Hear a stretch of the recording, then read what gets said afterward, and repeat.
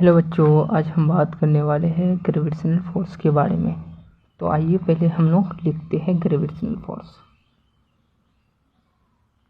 Gravitational force के बारे में, क्योंकि यह 9th क्लास का 3rd चैप्टर है, ठीक है, फिजिक्स का।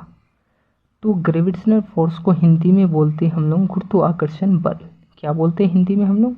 गुरुत्वाकर्षण बल बोलते हैं ग्रेविटेशनल फोर्स को, ठीक है।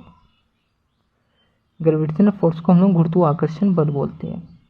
जैसे कि इसका हम लोग फॉर्मूला को डेरिवेशन करने वाले हैं। डेरिवेशन मतलब फॉर्मूला को हम लोग ड्राइव करने वाले हैं। ड्राइव का मतलब होता है फॉर्मूला ये आया कैसे, ठीक है, फॉर्मूला।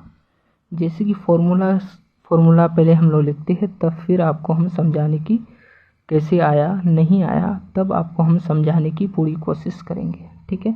जैसे कि इसका ये फॉर्मूला है F = G(m1 × m2/r²), ठीक है। ये इसका फॉर्मूला है, ठीक है। इसका ये फॉर्मूला है, ये आपका इसका फॉर्मूला है, ठीक है। तो जैसे कि ये ऑब्जेक्ट है, ये ऑब्जेक्ट है, इसका मास m1 मान लेते, इसका मास m2 मान लेते, ठीक है, ठीक है।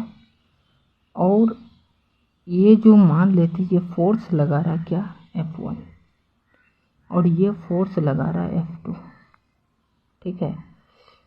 ये चीज F1 किसको खींच रहा है, F2 को खींच रहा है। क्या कर रहा है, F1 खींच रहा है किसको, F2 को खींच रहा है। F1 जो खींच रहा है किसको, F2 को खींच रहा है। F2 किसको खींच रहा है, F1 को खींच रहा है।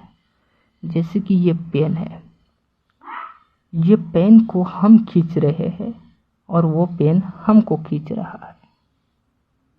अब तो खींच तो रहा है, आप बोलोगे कि भाई ये क्यों नहीं अट्रैक्ट होता है। इसलिए अट्रैक्ट नहीं होता है क्यों, मेरे कंपेयर में पेन का मास कम है, इसलिए वो हमको अट्रैक्ट नहीं कर पाता है, ठीक है। जैसे कि इस पेन को अगर हम लोग छोड़ते हैं तो ये पेन नीचे आ जाता है, ये पेन नीचे आ जाता है। नीचे क्यों आता है, इसलिए आ जाता है क्योंकि इसको अर्थ क्या कर रहा है, अपनी ओर अट्रैक्ट कर रहा, अपनी ओर खींच रहा है, इसलिए ये नीचे आ जाता है, ठीक है। तो यहाँ हम लोग सेंटर से लेते हैं इसका सेंटर, इसका सेंटर, सेंटर से हम लोग लेते हैं, ठीक है। सेंटर से हम लोग कोई भी चीज़ को लेते हैं।